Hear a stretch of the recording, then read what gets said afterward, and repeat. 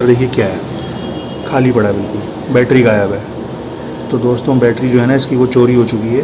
भर दो झोली मेरी या मोहम्मद, लौट कर मैं न जाऊंगा खाली। दोस्तों, कैसे हैं आप सब लोग। आई होप आप सब लोग खैरियत से होंगे और जिंदगी को भरपूर तरीके से एंजॉय कर रहे होंगे। ओके दोस्तों, आज का व्लॉग है हेल्थ अपडेट के ऊपर। अच्छा जी हाँ, जैसे कि आपको पता है कि मुझे राइट शोल्डर में चोट आ गई है और उसी का चेकअप और ट्रीटमेंट चल रहा है।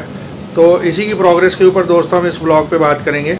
बात तो सही है। व्लॉग पसंद आए तो please like share and subscribe. चलिए दोस्तों लेट्स गो। दोस्तों जैसे कि आपने लास्ट व्लॉग में देखा होगा कि मैंने आपको पूरी डिटेल बताई थी कि कैसे मुझे शोल्डर में चोट आ गई। टेंशन नहीं लेने का आप उन्हें ना। तो दोस्तों उसी चोट के चलते मेरा जो पेन है काफ़ी ज़्यादा सीवियर बढ़ चुका है। मतलब मुझे ऐसा लग रहा था कि ये अपने आप ठीक हो जाएगा 2-3 दिनों में, और मैक्सिमम टू मैक्सिमम 4-5 दिनों में हो जाएगा। अच्छा बट ये पेन इतना ज़्यादा बढ़ गया कि मैं अगर एक तरफ करवट से सोना चाहता हूँ, जैसे कि इस करवट से सोना चाहता हूँ, तो ये शोल्डर प्रेस होता है मेरा पीछे की तरफ तकिया में या बिस्तर में, तो इतना तेज़ दर्द होता है, ऐसा लगता है कि किसी ने हथौड़ा मार दिया। तो मुझे लगा कि ये ठीक नहीं हो रहा है और ये दिन ब दिन बढ़ता ही जा रहा। तो मैंने इसका थॉरली चेकअप कराया हॉस्पिटल में जा करके। मैंने इसको अभी देखिए मैंने इस हैंड को यूज़ किया व्लॉगिंग के लिए, मुझे फिर से पेन शुरू हो गया। तो दोस्तों मैं अपना हाथ चेंज करता हूँ व्लॉगिंग के लिए। तो मैं ये बता रहा था कि मैंने हॉस्पिटल में जाके थॉरली चेकअप कराया। पहले तो इस हैंड का पूरा एक्सरे हुआ है शोल्डर का। तो एक्सरे के जो रिजल्ट आए दोस्तों बिल्कुल नॉर्मल है, एक्सरे में कुछ भी नहीं निकला। बट डॉक्टर को सस्पेक्ट हुआ कि शायद हड्डी जो है शोल्डर की वो एक अलग डायरेक्शन में दिख रही है, कम ज़्यादा नज़र आ रही थी उसे, पर वो श्योर नहीं था। तो उसने मुझे अल्ट्रासाउंड के लिए बोला है। बट अल्ट्रासाउंड से पहले उसने ये बोला है कि आप 5-6 दिन दवाइयाँ खाइए और दवाई खाने के बाद जो रिज़ल्ट निकलता है उसको ऑब्जर्व करते हुए, अगर मतलब जैसे पेन रहता है मुझे, तो फिर मैं अल्ट्रासाउंड कराऊँ और आगे बढ़ूँ। अच्छा मैंने अपनी कंडीशन ये उसको साफ बता दी कि मेरा तो एक हाथ मतलब एक सर्टेन लेवल के बाद उठ नहीं पा रहा। फ़र्क इतना है कि पहले अगर 19 उठ रहा था तो अब थोड़ा सा 20 हो गया है। बट हाँ पेन है, जो मैं अभी दवाइयाँ खा रहा हूँ, जब तक मैं खा रहा हूँ नॉर्मल रहता है। जैसे ही मैंने दवाइयाँ बंद करी, एक दिन मैंने टेस्टिंग करी कि चलो आज दवाई नहीं खा के देखते हैं, जैसे ही मैंने रोकी मेरा हाथ में फिर से बहुत ज़्यादा पेन हो गया। तो दोस्तों यही चल रहा है। अभी जो 7-8 दिन की दवाइयाँ दी हैं वो फिनिश करता हूँ। उसके बाद अगर पेन होगा तो मुझे जाके दोबारा दिखाना है, अल्ट्रासाउंड होगा थॉरली, और फिर पता पड़ेगा कि क्या इशू है। तो जैसा भी जो भी निकलेगा तो मुझे डॉक्टर को फॉलो करना है, उनकी बात को पूरी तरह मानना है। तो उसी से ये चीज़ ठीक होगी, अदरवाइज़ ये काफ़ी ज़्यादा पेन बढ़ चुका है। और हाँ दोस्तों मैं ये भी कहना चाहूँगा कि जिन जिन लोगों ने मुझे फ़ोन करके पूछा इस तबीयत के बारे में, कमेंट से पूछा, जैसे भी पूछा उसके लिए बहुत बहुत शुक्रिया उन सभी लोगों का। तो क्या नाचो मैं? इससे दोस्तों ये पता पड़ता है कि कितना स्ट्रॉन्ग बॉन्ड है। मतलब मैं तो यही मानता हूँ, जो इंसान मुसीबत में काम आए, जो मुसीबत में खड़ा है, उसी की वैल्यू होती है काफ़ी ज़्यादा। खुशी में तो हर कोई खड़ा होना चाहता है। बात तो सही है।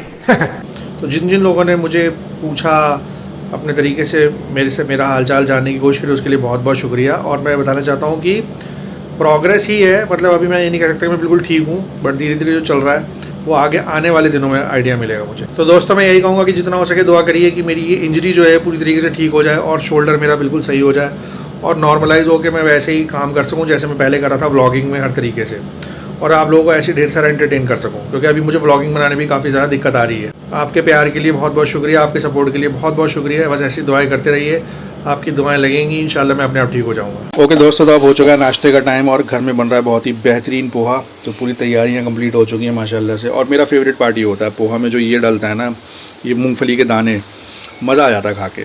इसके बगैर मुझे पोहा काफ़ी फीका लगता है, तो ये मेरी फेवरेट चीज़ है। तो अल्हम्दुलिल्लाह बन रहा है, जैसे बनता है फटाफट नाश्ता करते हैं। A few moments later. दोस्तों ये बन चुका है संडे स्पेशल नाश्ता पोहा। जी हाँ दोस्तों, पोहा को एंजॉय किया जाए और साथ में गर्मा गर्म चाय, माशाल्लाह अल्हम्दुलिल्लाह। और ये दोस्तों आ चुकी है गर्मा गर्म चाय, बहुत ही बेहतरीन पोहे के बाद संडे की स्पेशल चाय है, अल्हम्दुलिल्लाह। ओके दोस्तों, अल्लाह पाक के करम से बहुत ही बेहतरीन नाश्ता हो गया है। और मैं जब नाश्ता कर रहा था दोस्तों तो मैं टीवी में देख रहा था और मैंने न्यूज़ देखी, और न्यूज़ देख के दोस्तों सच में दिल हिल गया। मतलब न्यूज़ में आ रहा था जो पहलगाम का जो अटैक हुआ है, उसको देख के दोस्तों इतना ज़्यादा दुख हुआ है। मतलब बेचारे जो भोले भाले सैलानी तो जो घूमने गए थे, उनके साथ इतना ज़्यादा गलत हुआ है कि दिल सच में रो रहा है। बहुत ज़्यादा गलत हुआ है दोस्तों। बेचारे भोले भाले सैलानी जो घूम रहे थे पहलगाम में, अपनी लाइफ को एंजॉय कर रहे थे, अचानक से उनके ऊपर या किसी के ऊपर ऐसा अटैक हो जाना, मतलब जितनी इसकी बुराई करी जाए उतना ही कम होगा दोस्तों। और मैं आप सभी लोगों से ये अपील करूँगा कि जैसे हो सके, जितना हो सके उनको अपने तरीके से श्रद्धांजलि दीजिए। मतलब मैं काफ़ी इंस्टीट्यूशन में गया हूँ पिछले 1 आध हफ्ते में, तो जहाँ पे भी मैं गया हूँ हर जगह एक बेस्ट तरीका है श्रद्धांजलि देने का, वो ये कि मौन रख लेना 2 मिनट का।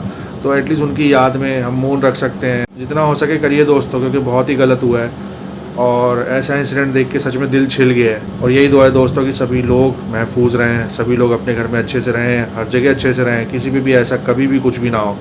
ये तो बुरे से भी बुरा है जो ये हुआ है सामने। A few moments later. अब चलते हैं सीधा बाहर बाइक से, कुछ बड़े इंपॉर्टेंट काम कंप्लीट करके आते हैं। संडे का दिन है दोस्तों, तो जो काम है पेंडिंग पड़े हफ्ते भर के वो कंप्लीट किए जाए। चलिए दोस्तों सीधा नीचे चलते हैं और बाइक स्टार्ट करते हैं। Let's go. ये देखिए दोस्तों, ये मैं दिखाना चाहता हूँ कि कितनी बड़ी प्रॉब्लम आ गई है बाइक में, और ऐसा इंसिडेंट हुआ है कि बस मैं क्या ही बोलूँ। मैं दिखाता हूँ क्लोज से। दोस्तों ये बैटरी का फ्लैप दिख रहा है, ये सिर्फ बैटरी का फ्लैप ही है, इसके अंदर से बैटरी चोरी हो चुकी है। मैं दिखाता हूँ, चलो भाई देखो अब मैं क्या करता हूँ। ये मैंने इसको फ्लैप को निकाला है और फ्लैप के अंदर देखिए क्या है, खाली पड़ा है बिल्कुल, बैटरी गायब है। तो दोस्तों बैटरी जो है ना इसकी वो चोरी हो चुकी है, और कितनी सफाई से करिए, देखिए तारे वारे काट के लेके गए हैं और बड़ी सफाई से इसको ऐसे बस टिका के चले गए हैं। क्या बोले यार, यही चीज़ समझ नहीं पाता कि कैसे कोई भी इंसान चोरी कर सकता है या गलत काम कर सकता है सिर्फ कुछ पैसों के लिए। ये जो इतना बड़ा गुनाह है इसका तो कोई सोल्यूशन भी नहीं है, मतलब ऊपर भी इसके लिए जवाबदेही, मतलब बहुत ही बुरे हालात हैं। बात तो सही है। अब पता नहीं क्या कमा लिया, क्योंकि इससे मुझे पता है जो इन्होंने यहाँ से चोरी करके जो पैसा बनाया होगा उससे दुगना या तिगना कहीं और इनका निकल जाएगा, बट ये समझ नहीं है लोगों में और बस दूसरे का नुकसान करते हैं। देखिए मेरा कितना बड़ा लॉस कर दिया। तो अब जा रहा हूँ दोस्तों, पता कर रहा हूँ कहीं पे कोई नई बैटरी मिल जाए तो मैं नई बैटरी लगवाता हूँ, क्योंकि बाइक हमारी बिल्कुल ही आइसोलेट होकर खड़ी हुई है कोने में। ये देखिए पीछे की तरफ। चलते हैं दोस्तों, मार्केट से देख के आते हैं और नई बैटरी लेके आते हैं। दोस्तों इसी को बोलते हैं लात के ऊपर घूसा, एक कहावत है बड़ी मशहूर, लात के ऊपर घूसा, ये वही है, नुकसान पे नुकसान। A few moments later. Okay दोस्तों, तो हम लोगों ने बैटरी खरीद ली है। बहुत ज़्यादा ही प्रॉब्लम आ गई। देखिए जो मुझे पता पड़ा है उसमें ये है कि बैटरी को चोरी करके मतलब लोग क्या करते हैं, उसको बेच देते हैं 200-250 रुपये में, गलत तरीके की चीज़ें खाने पीने के लिए। ठीक है, तो वही हुआ है इसके साथ भी, बैटरी को चोरी कर लिया गया है। तो हम लोगों को थोड़ी सी परेशानी तो हुई, बस अब ये है कि और कोई सोल्यूशन नहीं है। गए हैं नई बैटरी खरीद के ले आए हैं, और पीछे रखी हुई है बैटरी, वो देखिए दिख रही होगी, वो रखी है ग्रीन जो है ना, वो नई बैटरी रखी है।